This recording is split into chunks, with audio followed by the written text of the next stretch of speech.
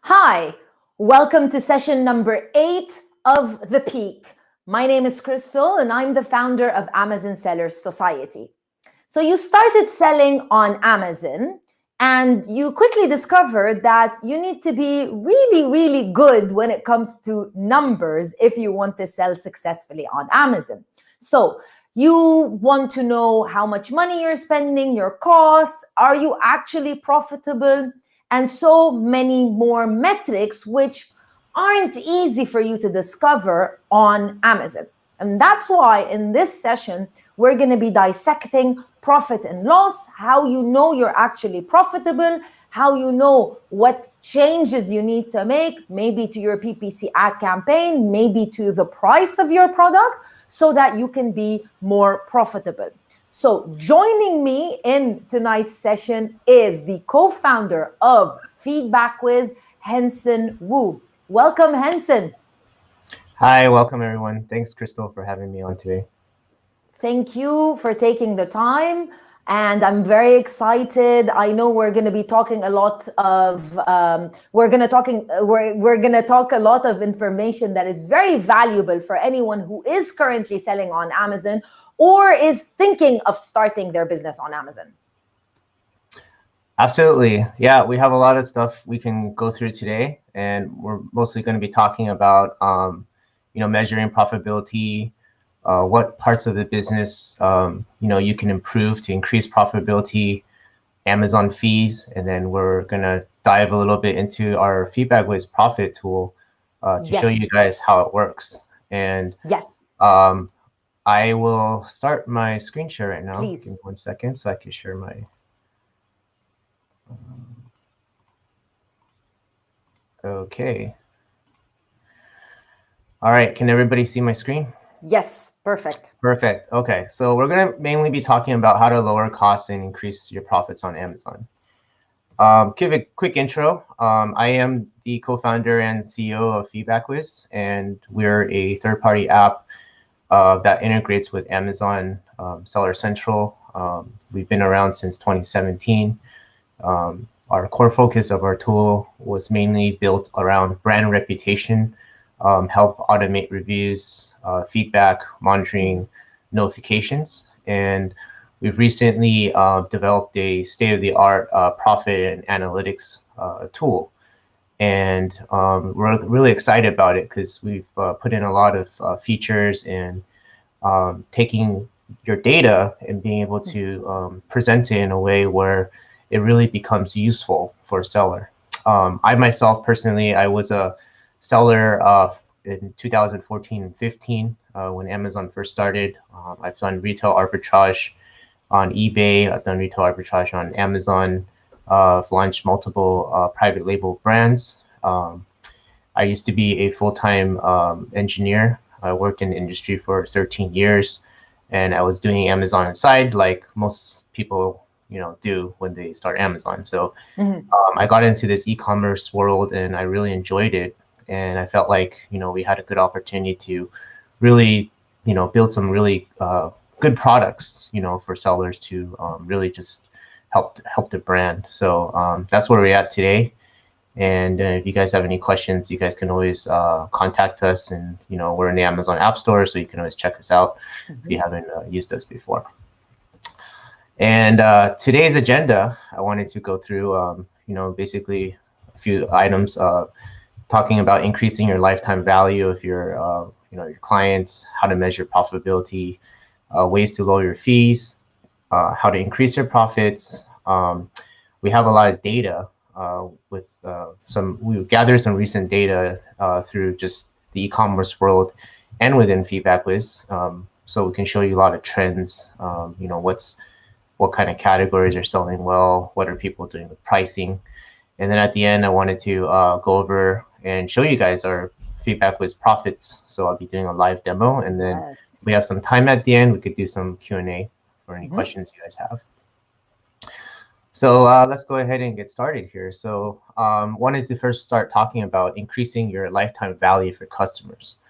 So usually when sellers start building a brand or finding a product, they don't realize that it costs a lot of money to acquire customers, right? Whether it's spending on PPC, whether it's marketing, whether it's building insert cards, right? So everything adds up.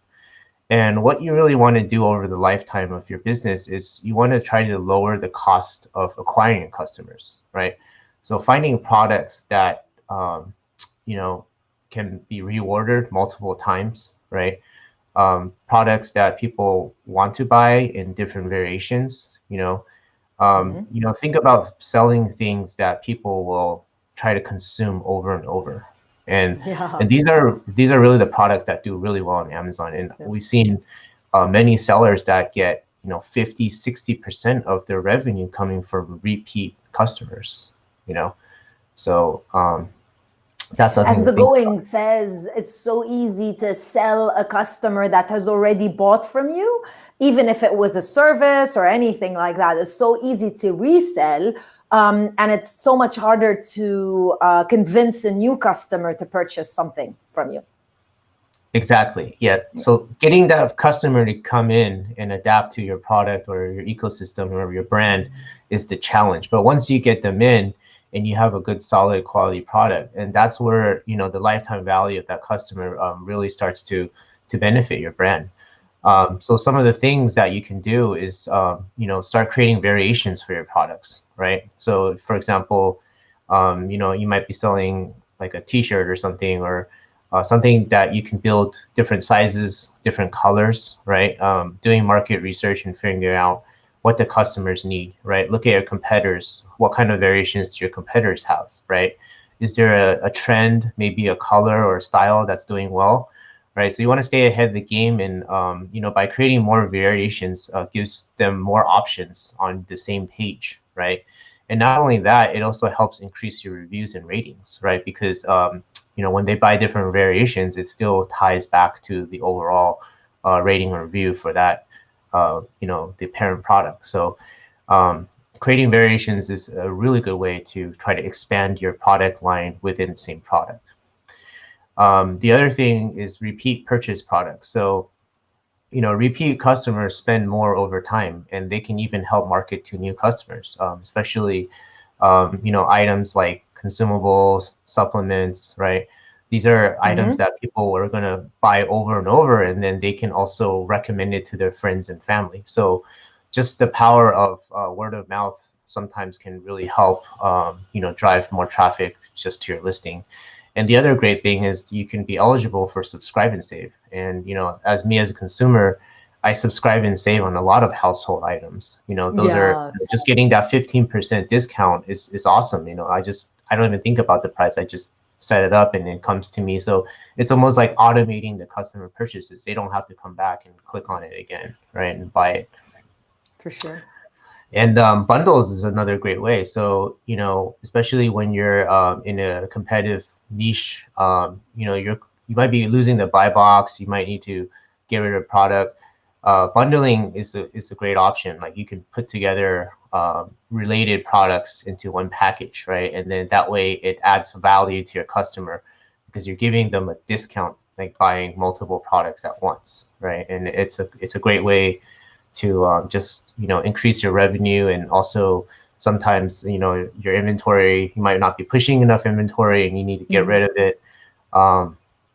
It's a great way to increase I never thought about it that way. Yeah, like bundling can be a way to push out that inventory if you just add it to something else. Sure. right. And bundling is pretty easy to set up, but there's also a lot of rules, and it can be a little bit complicated because Amazon, they want you to pick and choose. It has to be related products. So you guys can go on Seller Central. There's a page on bundling. What kind of products qualify, what can you do it, what can you do, and how you do it. So I would reference that page on the bundling to get more information. Okay, so next part we're talking about here is how are you measuring your Amazon profitability, right?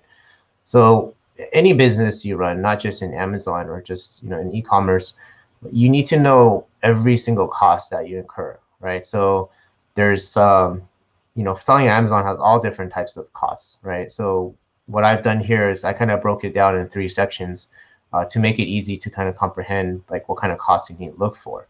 So there's acquisition costs, and these are basically the cost to acquire your products, right? When you're ordering it overseas, your packaging, inbound shipping, outbound shipping, quality control, right? Paying for inspections. You have multiple suppliers, right? Figuring out the yields, right? These are all things that you need to know before you buy your product, right? And especially once you get your product, you should have this data. And this is probably the biggest part of whether or not your store is going to be profitable, because if your acquisition costs are too high, and we'll talk about later how to kind of measure overall your inventory health and your product, but you have to make sure that your acquisition costs make sense, right? Yeah.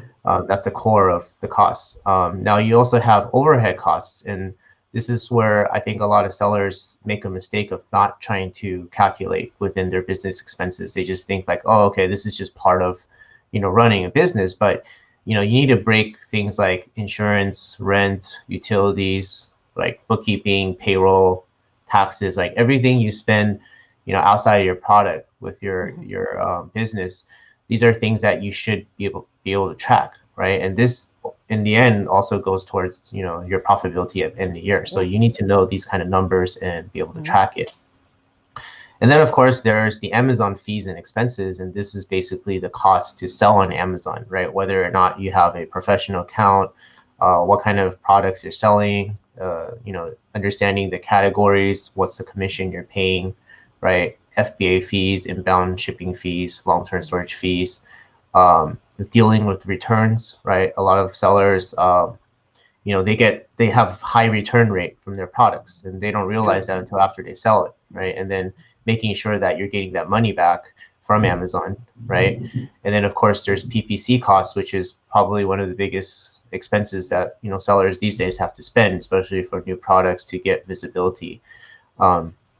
So tracking all these costs and expenses is not easy, right? And with Seller Central, you have settlement reports you can download, but it takes some time, especially if you're doing it manually, to organize all this information. So especially if you don't come from an accounting background, or you're not, you're new to business, as a lot of people are, because a lot of people started their business on Amazon probably the past year, especially our followers. So if you don't come from a really strong business background, these are things that you definitely struggle with.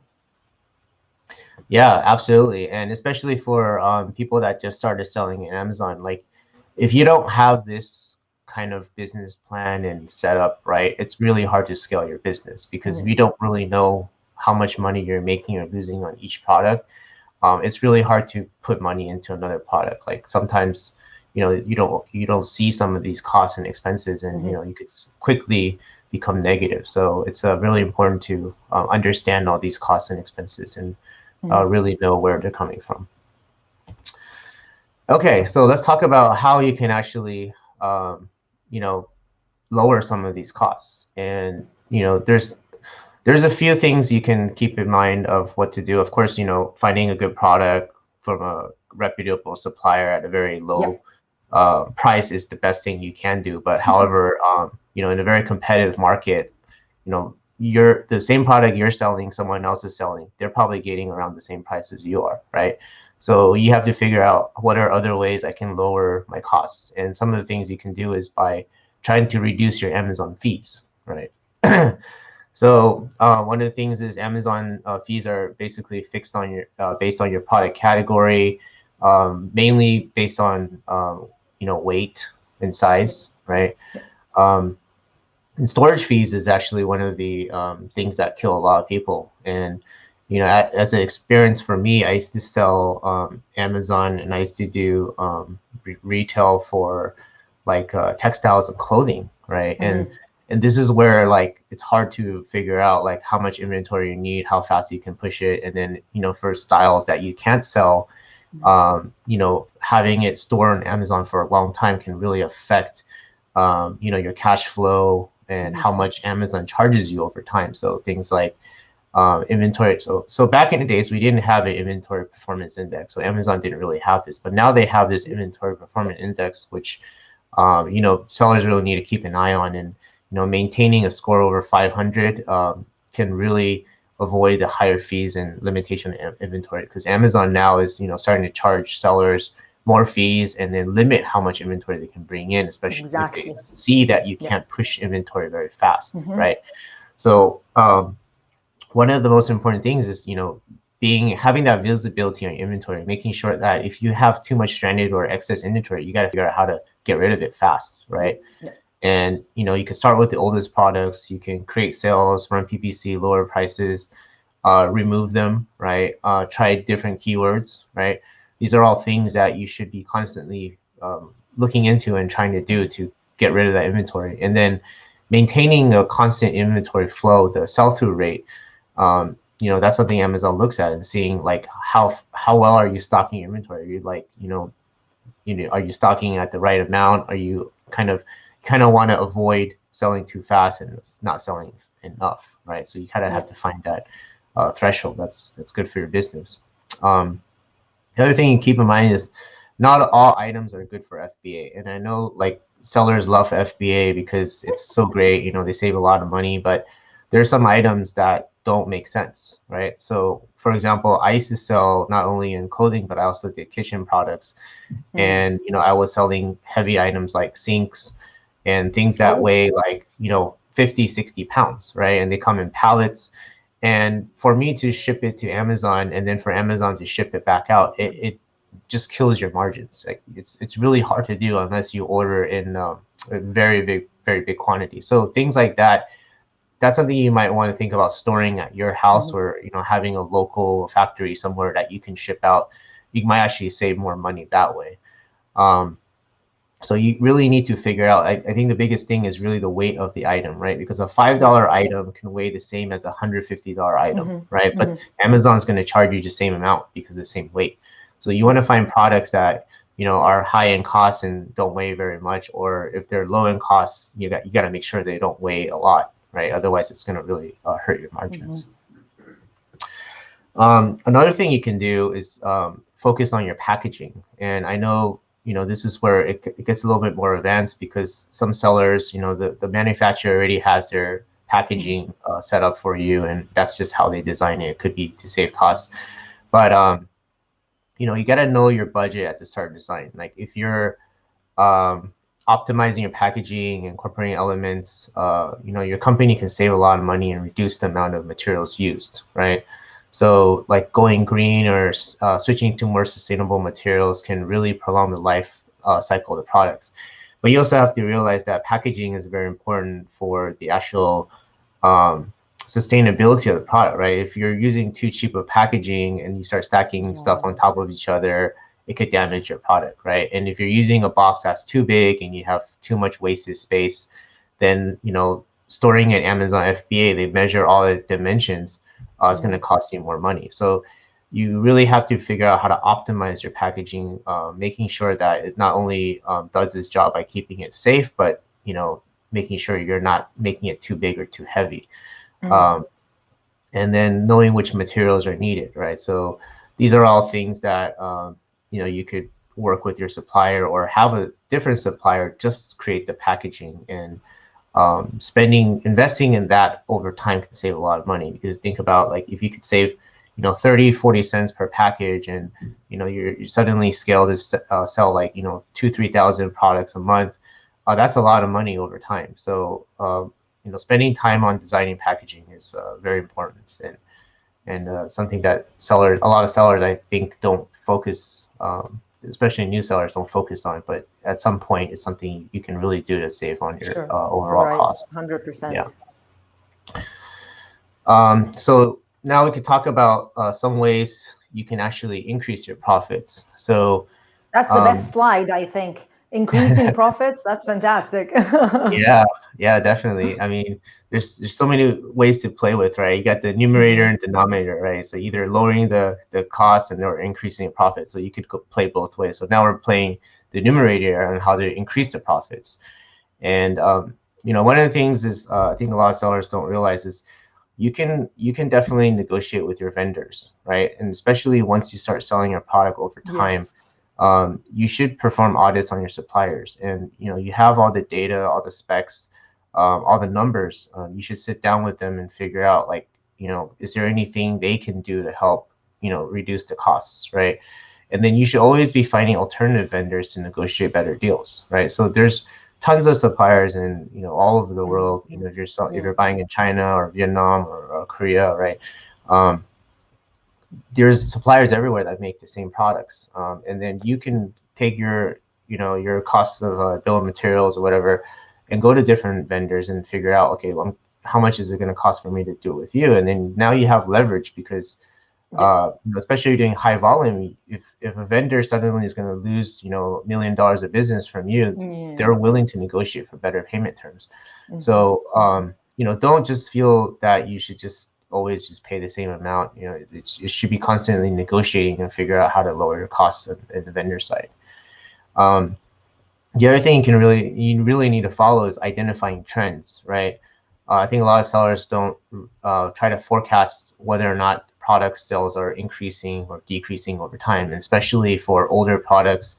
Every product has a life cycle, right? Most products, it could be something that maybe are very popular right now, and 6 months down the line, it could lose its popularity, or it could be like an electronic product where it's good for today, but in 6 months it's outdated, right? There's something better Yeah. out there. So you need to identify these trends, and I would say at least in a monthly basis, to see how it's performing. And especially you start seeing product sales are decreasing, you got to figure out, is it I have to have more competition, is it lack of demand, is it being phased out, or do I have poor reviews, right? And these are all factors that can really hurt your product sales over time. And once that happens, you got to figure out, like, do I get rid of this product, or do I try to Mhm. improve it, right? Do I And that's a, improve it? that's a business Exactly. Do decision. I launch version 2 of it? Exactly, right.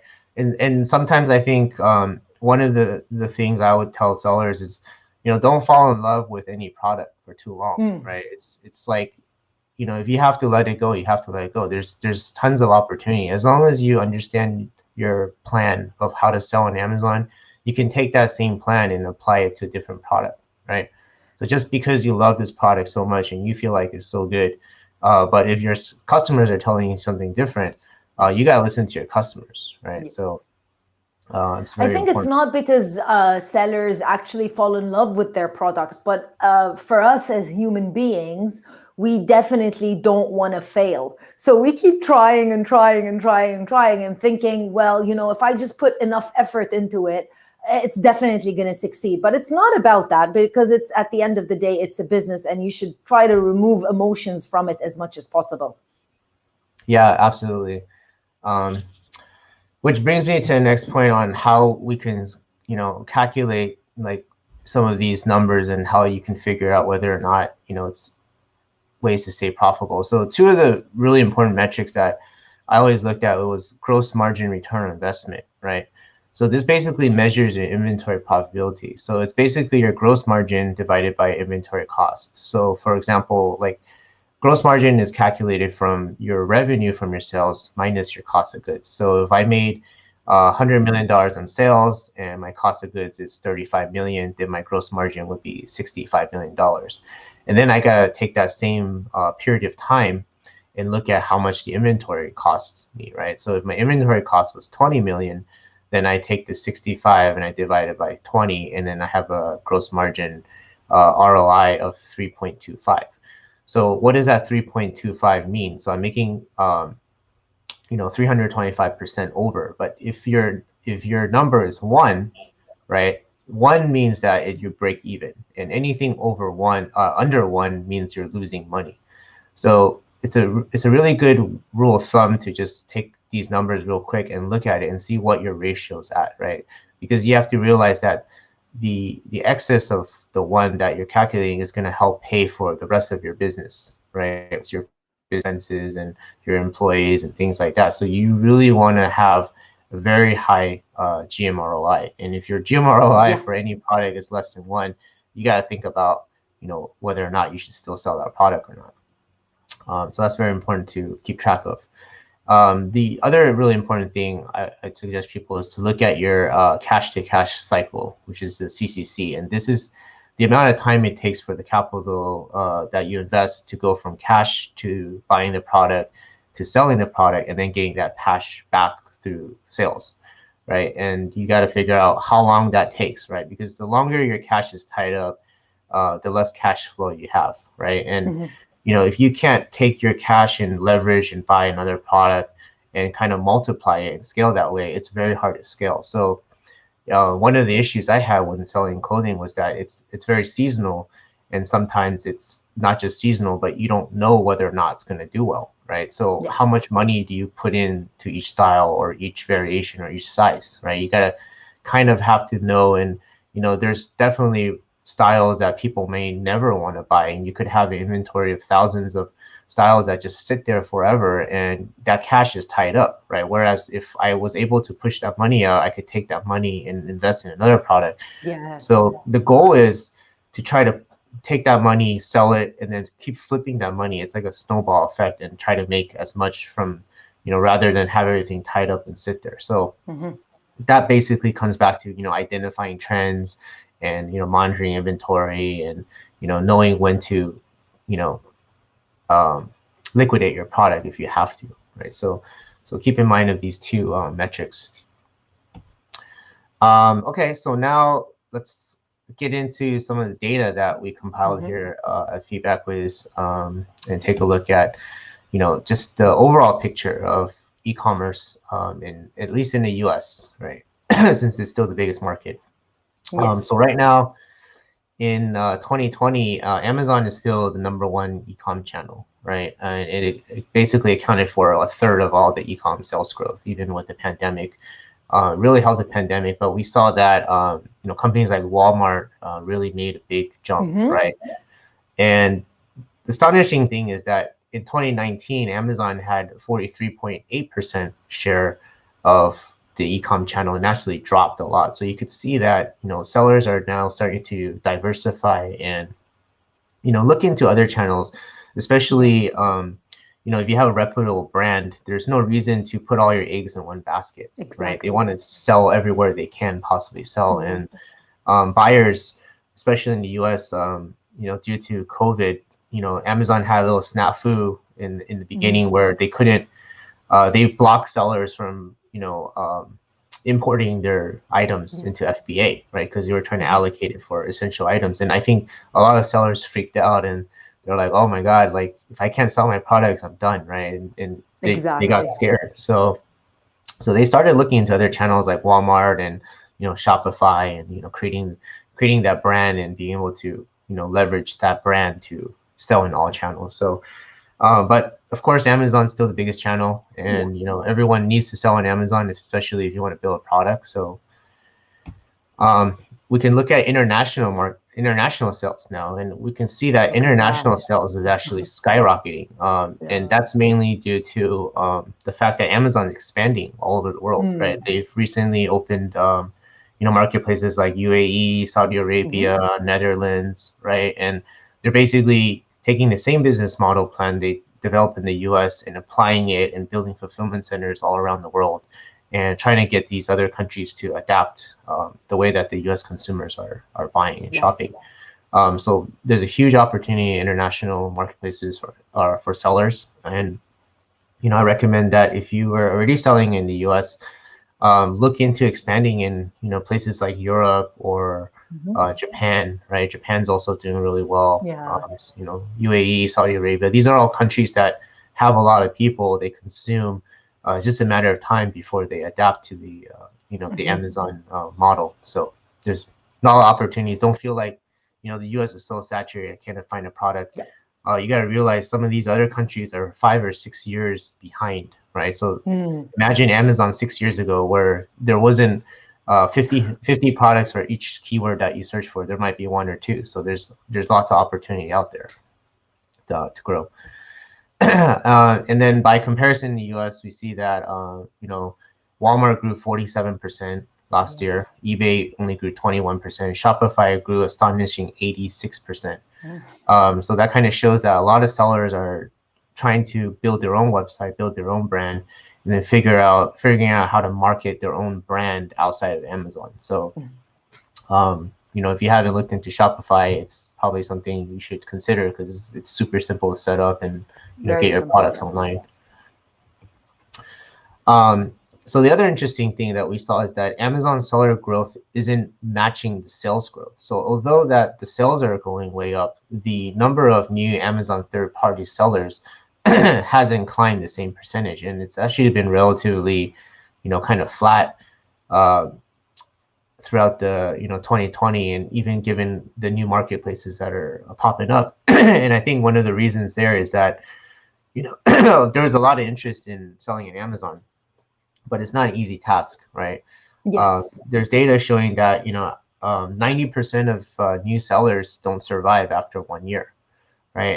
And that's really just due to the lack of business fundamentals, not finding the right product, right? Competition. It's difficult to sell new products on Amazon. There's so many people selling the same thing with tons of reviews. You gotta spend a lot of money. And then you might not become profitable, and then they give up, right? It's like going to college for 4 years. You have to learn everything and soak everything up, and so there's a lot of education and knowledge required to become a successful seller. And we can see that some of these big brands are just soaking up new products because they understand the blueprint on how to sell Amazon. They can apply it into new products, whereas a new seller, there's a learning curve of many years to get there. Yes. And they just can't survive. So that's one of the reasons. The next slide we're looking at here is e-com versus retail, and we see that due to COVID-19, there's been a huge jump into the way that consumers behave. Brick and mortar, at least in the United States, has got hit extremely hard. So most people now are shopping online, which is great for Amazon sellers. It means that if you have a great product, you're definitely going to get way more sales volume. So, there's some numbers to digest here. They're just mind blowing, by the way. Yeah. And we could take a quick look at 2019 and 2020. So 2019 Amazon sales, you could see electronics, clothing, apparel are pretty much neck to neck in the percentage growth, right? And kitchen products, beauty care, these are kind of like normal times. This is what people usually consume, right? These are the categories. And then come 2020, you could see that everything kind of changed around a little bit, and consumer behavior shifted more towards household essentials or things that are needed when you stay at home, right? And lack of apparel. Like you can see, apparel basically got destroyed. People don't go out anymore. Nobody's wearing any clothes. There's no need to buy any new clothes, right? And electronics still do well. Electronics is always a good sector, right?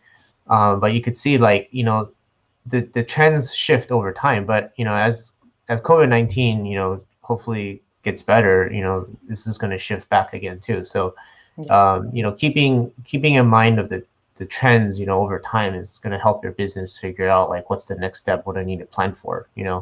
Right now in apparel, there's closeouts, so you could buy clothes for 50 cents, 25 cents, right?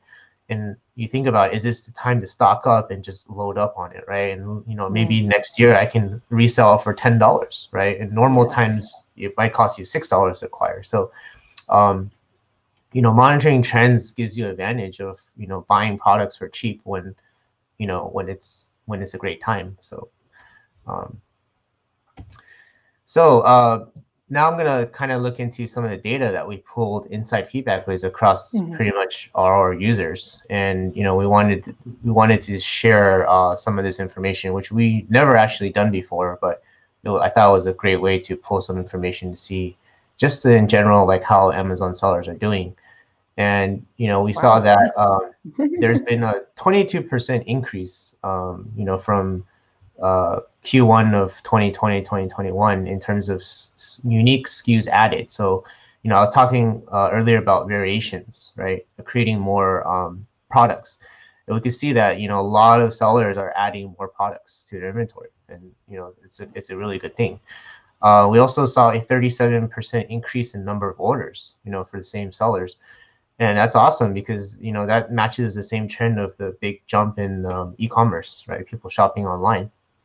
And we also saw the sales revenues actually increase by 40%, which could be, a lot of factors, whether it's supply and demand and raising the prices. But, overall, we see the trend has been extremely positive from last year to this year. So, it's really exciting to see that, there's a really good opportunity in e-commerce if, you know how to do it right. And we also kind of looked a little deeper into the ASIN price changes. So this is basically looking at how much sellers have changed their price over the Q1 of last year to this year. And, surprisingly, 25% of people haven't changed their price at all. So they kept it the same. And then it's a pretty even distribution of people increasing and decreasing their prices. So you can see this breakdown here, like 36.4% of people actually decrease their prices, but 38.5% of people increase their prices. And, in this pie chart, you can see how much they increased or lowered by. It's just some good data to digest just to see what's the trend in prices, right? Because sometimes it's interesting to try to figure out why there are some people who increased their prices and why there are some people who decreased. I believe probably it's because of the category maybe that they're selling in.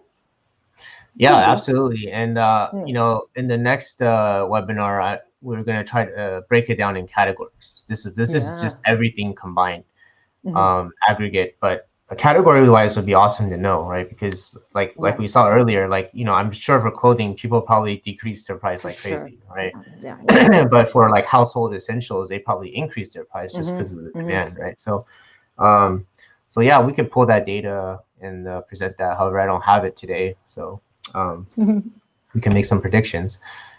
So now, so some predictions that we have for 2021, and sellers can keep aware of. We saw the Fed release some numbers saying that the annual inflation rate in the U.S. increased in 1.7% in February, which is actually the highest rate since basically COVID started. So that's kind of a positive sign showing that people are, spending more money, and that's actually probably more due to the fact that the interest rates are so low, so they don't have a choice but to spend money, right? But the problem also is that if the inflation rate is too high, the cost of acquiring products might be the dollar is getting weaker. So it's not as strong against, if you're buying foreign, if you're exporting your products over. So, sellers might be inclined to increase prices, which may hurt overall sales. Or suppliers. Yeah, or exactly. Suppliers or vendors, basically. Yeah. Especially vendors in foreign countries. Yeah, so that's something we gotta, keep an eye on, whether or not checking your competitors and seeing are the prices going up, right? And I talked to a lot of suppliers out in China and stuff, and they told us that their cost is going higher too. Yes. But they've been afraid to raise their prices because they didn't want to lose the business. But at some point, they have to raise the prices because they can't make money anymore. So I think maybe by the end of this year, we're going to see that, the cost of goods is going to start to increase, especially for certain products that are like commoditized, right? So, be aware of that.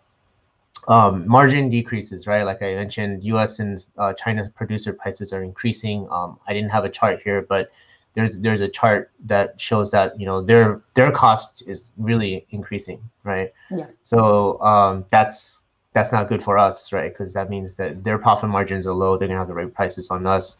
We're gonna have to raise prices, and we don't know what's the outcome of that, right? The next thing is inventory stockpiling. So, because of COVID, there's been a lot of inventory issues, whether or not the product stuck on the boat. It's taking instead of 4 weeks, it's taking 8 weeks, right? So there's still a lot of that problem going on. So right now we see trends of sellers, they're buying a lot more inventory because they're trying to predict, the economy is going to improve and then suddenly demand is going to grow, and they're trying to kind of hedge their way on the pricing too. So they're ordering more supplies just to, make sure they're stocked.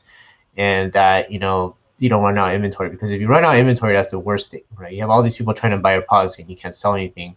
And that's been happening to a lot of sellers recently, especially in some categories that are recovering. So, something to keep in mind of, you might want to stockpile a little bit more, just so that way, you can have a good flow going on.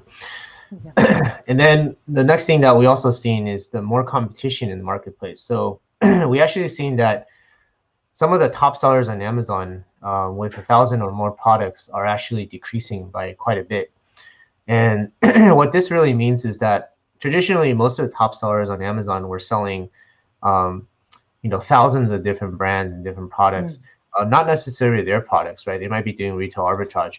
And we're seeing that their actual inventory is decreasing over time. And that shows that private label is actually starting to pick up more.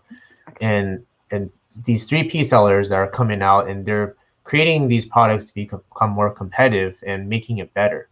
So that's a good sign for, if you're trying to get into 3P or private label. There's more competition, but the bigger sellers are losing kind of the share of their pie, in terms of selling a lot of products, and sometimes it's hard to maintain that kind of inventory as well, unless you have a really big team. And then we also see more competition on the similar products. So most of the keywords you search today, especially for something you really need, you're going to see there's going to be like at least 2 pages of the same product, right, that you have to scroll through and try to determine which one's the best, because they all have 4.5 stars, they all have thousands of reviews, and they're all the same price also. Yeah, they're all the same price. Yeah, and they all have Amazon's choice, right? And it's like, okay, I don't know what to do. Like, do I look at the picture? Do I look at the review distribution, right? As a consumer, it's kind of tough. So as a new seller, what we've seen is that people that launch products, they're just they have to put a lot of money into PPC to get that exposure, right? Because there's no way they can rank that fast. So increasing ad spending is the trend that we've seen, and being able to manage that in a way where you're still profitable and not just blowing out all your funds is a challenge. So so this is kind of one of the trends that we've seen in predictions for 2021. So for this slide, we just coexist by Amazon. Look at your data. Data is the most important thing. That's probably the best thing you can do. Track, take control of your finances, right? Stay up to date in real time, and then come up with a digital strategy for your business, right? And this is where we developed this tool for Feedback Whiz, the profit accounting tool.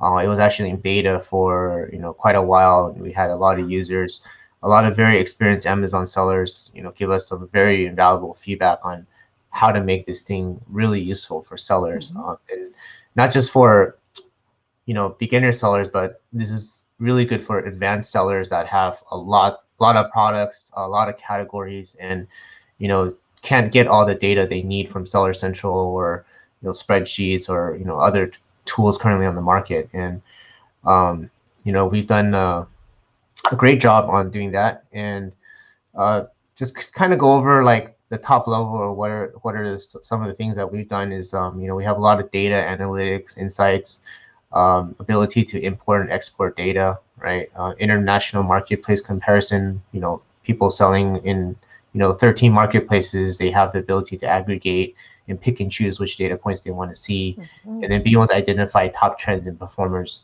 So so yeah, I wanted to give you guys a like a live demo, and just to kind of show you guys how it works. So you guys can see my screen, okay? Yes. Okay. So I'm inside the Feedback Whiz Profits tool right now, and for people that haven't used Feedback Whiz before, it's pretty simple to use. There's a navigation up here, and this Profits tool is actually split up in 2 different parts, and I'm going to go over like the overview part, which is this section here that kind of gives you the overview of your entire store, and then we can look into the actual ASIN view where you can see the details of each product itself. So this is kind of the main dashboard here, and this gives you the ability to see all the data within different time frames you want to see. So you can choose exactly which range you want to set these cards to.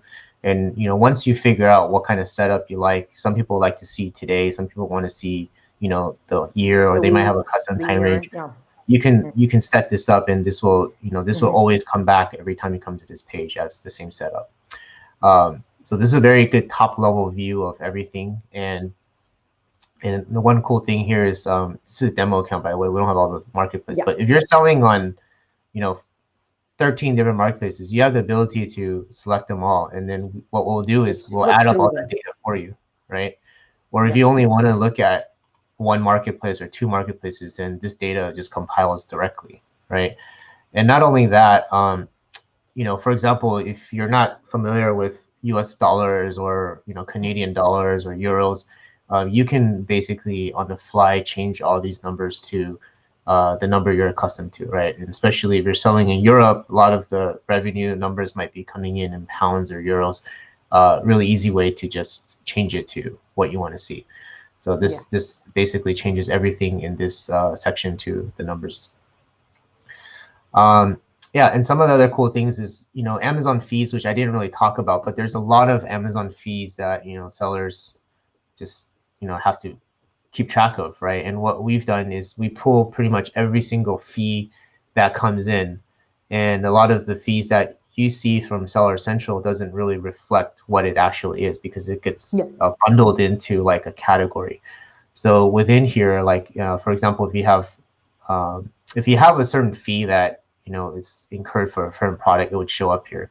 But we have a way to basically break down all the different fees that you have, and you can compile and basically compare to see what what you're being charged for over time and how your fees are trending.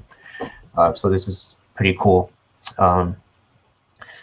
So the next section here is a kind of a quick overview. So it's aggregated data of everything you're picking from here, but it gives you a better breakdown of your gross revenue, your total cost, your net profit, what kind of margins you have, right? Your cost of goods, pretty much everything, your units, your sales, your PPC, right? Even the returns and refunds, right? Figuring out which product. Just one dashboard. That's the easy part. Yeah, it's easy to see, right? Just at a glance, you come in here, just take a quick look, and you see, well, why do I have, if I'm looking at a time period of 1 or 2 days, and then suddenly I have a refund of like 15, right, for a certain product, like I need to go in there and figure out what happened, right? What's going on? So it's very easy to identify these kind of trends, and even with unique buyers too, like why is there suddenly a big jump, right? So all this data is available through here. The next section here is by product label, and I think this is one of the unique functionalities that we've created at FeedbackWhiz. Is this gives you the opportunity to basically group together any ASINs you want and give it a name.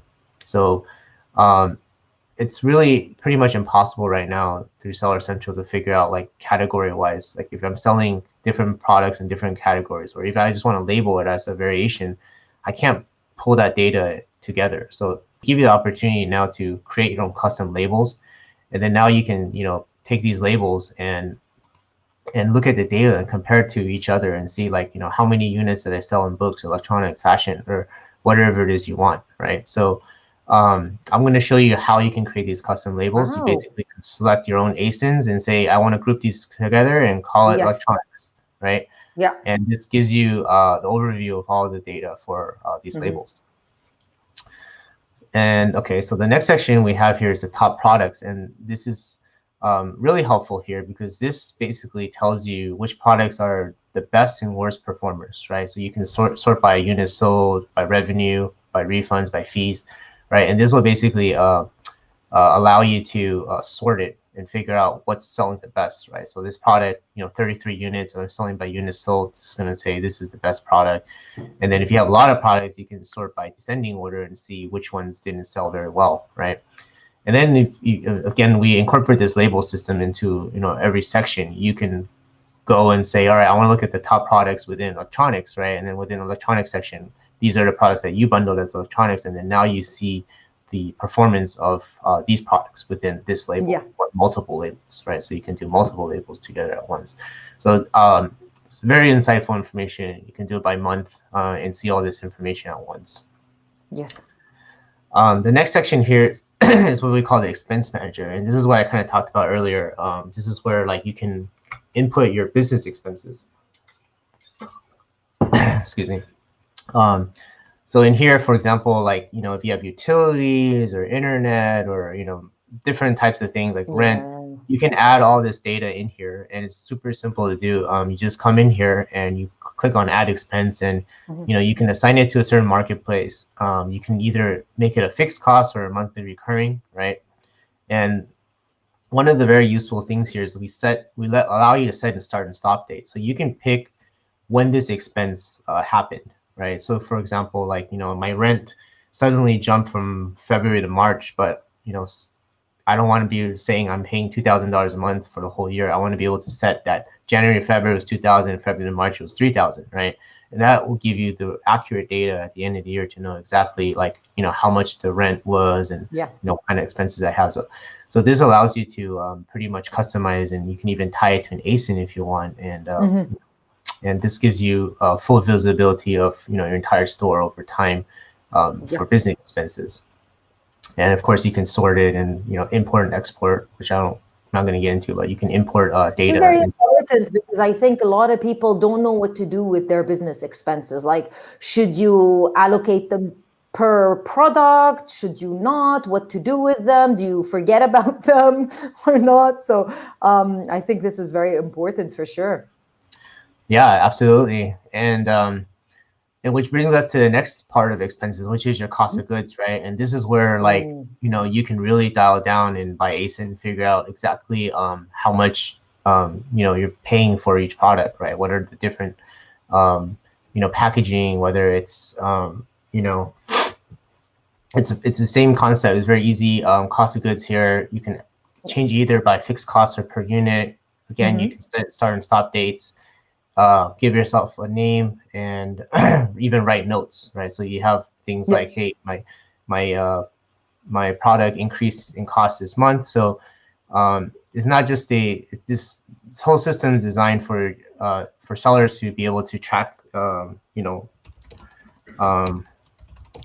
know, everything within the your business expenses. So it allows you to do all these things, and you can, you know, search product search by labels, different types, rate. It's all in here. I'm not going to go into details because we don't have that much time, but you get the point. It just allows you to collect all your information, all the data, and really dive down and know exactly what's your true, you know, margins. And then the last section here is the report section, and this basically breaks down, you know, by weekly and by day, right? And you can see exactly like your performance from the last period over time. You know, just all the information's here, and it's all downloadable too. So you can, you know, export all this inside a spreadsheet. Monthly report will give you a breakdown of, you know, the percentage that, you know, each metric, you know, how much weight it had, right? So a lot of good information here, and this is, so this is a high level view of the profits tool, and I'm going to go now into the products view of profits, and this is where you can really search, filter, identify trends, look at, you know, every data point for every ASIN, right? So you can see in here, there's a way to search and filter by labels, marketplaces, range, order status, everything. And these cards here basically is the aggregate data of everything inside whatever search filter you want to search for, right? So if I'm looking for a certain label, I want to know, you know, how did electronics do in this time range for these 6 ASINs? It's going to add up all that information for you on the fly, like right in this section. And, you know, you can change currency as well. And before I get into what kind of metrics we show, but going back to labels, this is where you can actually create your labels. So for example, if you know, have a bunch of products and I wanted to group these together and say these are like, you know, electronics or whatever, I can just select them, and I could do bulk labels here, and then I can give it a name, right? Whatever, right? And then this will allow you to create labels. You can create up to 5 labels for whatever bundle products you want. but it's a really nice way to set up the labeling system. If you want to track them even over, for example, if they were seasonal products and you want to track them over Christmas or any holiday period, you would be able to do that as well? Yeah, absolutely. So you can go to this date range here and you can do custom range, right? And then you can select the calendar of what date range. So if you want to look at last year's data, you can pull all that data, and then through these graphs here, you can see the trends, right? How they're doing. And then if you click into the graph, and this is where it gets really interactive. Now you can see the exact details, right? And if you point to it, it'll tell you, like, if I'm looking at units sold, it'll tell you I sold 7 units. If I want to look at gross revenue, you can look at how much you sold each day over a time frame, right? You can even look at the previous time frame. There's different ways to scale this if you want to look at linearly or by percentage. Usually by percentage is the way to do it, because you want to track percentage. So you can actually plot all these against each other and really look into deep data, right? In either bar view or blind view. But every graph in Feedback Whiz you see here is interactive, so you can click into it and just figure out exactly what you want to see and compare. So yeah, these are all the trends you can see, and then we have the ability here to customize the column. So right now I kind of turn on all the line graphs, but if you want to actually see the product details, like you can turn on product details, you can see how many unique buyers you have, what's your base item price, number of orders, right? These are all things you can turn on one by one. Looking at refunds, and this graph is just going to populate and show you exactly how much it how much it costs, and get all the numbers in front of you for whatever time period you want to see. So you know what you're doing, and you know how to make better decisions. Basically, that's the beauty of data. Exactly. Yeah. And what our goal was to being able to have sellers like really find the data they want to see, right? What's important to you, like what numbers are you tracking? Are you looking at revenues, looking at orders, profit trends, right? Being able to scroll down here real quick and seeing like which products are just not doing well, or why these products are going up, right? And then you can go click in here and then look at more details to see, oh wow, there's a huge jump, right? It's just a lot of data that's easily consumable that it's hard to look at without it, right? And then giving you the opportunity to break down by marketplace, by category, by labels, it's super helpful. And I honestly wish I had this for myself way back in the days. This made my life a lot easier. I used to be doing spreadsheets and stuff, and it's just so much easier to use a tool like this. And of course, we have a lot of other functionalities, like, people that don't know, like, or use this before, like, product monitoring for alerts. You can turn all these things on, product reviews. You can see you can see all the data within a tool, read all the information. There's a lot of functionalities that, but not getting into that today. We're talking about profits. So yes. Yep. So yeah, that's kind of a quick overview of our profits tool, and summary, being able to get all this information, this data, importing cost of goods, data visualization, looking at trends, and then being able to aggregate individual marketplaces all together. So so yeah, that's pretty much what I have for today. And if you guys are interested, I've created this special code that no one else has, and you guys can look everywhere online, but you won't find this. It's if you guys use Peak Profits 20 as a coupon code, you get 20% off any Profits monthly plan and 35% off any annual plan. We've never really done any big promotions like this before, but I feel really special that Crystal invited me today, so I have to return the favor and get you guys a great deal. So you get a 30-day free trial when you sign up, and we're gonna extend this until May 31st, so you can use this coupon until May 31st to lock in these prices. So so yeah, you guys have any questions, happy to answer them. Thank you so much, Henson. We're actually running out of time, but I want to ask you one very important question. Sure. And it's, Who can use Feedback Whiz? Basically, which marketplaces is it currently available for? Right now we have 13 marketplaces. So US, North America, Europe, Australia, Japan, UAE. I don't know. I think that's all 13. We don't have Saudi KSA Arabia or yet, not but yet? it's coming. Not yet. Not yet, yeah. But if you guys really want Saudi Arabia, like, send us an email, support Feedback Whiz, and say like, I need it. I And the need more it. people that say So we can do it.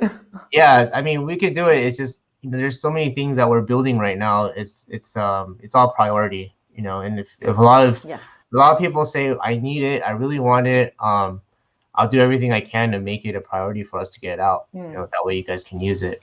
Yeah, because obviously you don't know which market to start with. So it'd be very interesting for people to send you emails and let you know that they're interested in KSA. Right.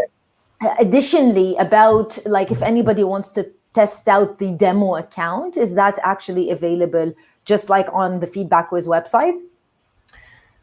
We don't have a demo account available for public, but if you guys want, you guys can check out our YouTube channel. We have a lot of videos on how it works, right? And our support site has multiple pages on how to use it. So you have any questions, like it breaks down everything. And then of course we have the 30-day trial. So there's nothing to lose, right? You just sign up and you don't even need a credit card. We forgot to say that. You guys, Feedback Whiz has a 30-day trial. Yeah. So it's if you really want a demo account, you can email me. I can maybe make you a login. But I'm just saying it's not really necessary if you have your own account, because you want to see your data, right? Why do you want to see fake data? Exactly. So, how long does it take for Feedback Whiz to aggregate data once I have my account up and running? And how far back does the data go back? It depends on the order amount, right? So if you're a big seller and you have 1 million orders and you want to go back 1 year, it could take a while, because it's not really our fault. There's a throttling limit on how fast we can pull that data from Amazon. But when you sign up, we give you the opportunity to choose which time frame you want to pick. So you could do like a week, a month, 6 months, or a year, right? And if you want to go back to like 5 years, you can email us for a Feedback Whiz, and we can pull that data in the back for you. So that way it doesn't tie up, just syncing all the time. So it just depends on order volume. But if you're, if you have like, 1,000 orders a month, it should be ready within like 15, 20 minutes. It's not. Fast. Yeah. Okay, that's perfect. Thank you so much, Henson, and thank you for your time. Fantastic information. It's especially a tough subject, talking about profit and loss and money and all of that, but it is a very important subject. And a lot of people, when they do start their journey on Amazon, they quickly discover that all of that stuff is not readily available on Amazon. You get so many different reports and you don't know how to read them. And you really don't understand why Amazon hasn't created something as fantastic as you have created. But I think Amazon are focusing on other things, which is fantastic, because we have amazing people like you and the Feedback Whiz team to create a tool like this. Thank you so much. Yeah, we're doing everything we can right now to, just deliver the best products out there. Anyone that has any feedback or suggestions, we're always open. It's the sellers that know the best, right? They know what they want, what they need. And that's what we do best. We listen to you guys and try to deliver what's working, right? Yeah. Thank you so much, Henson, and thank you for being part of The Peak. Thank you so much for having me on. Take care. Bye, everyone. Take care. Bye.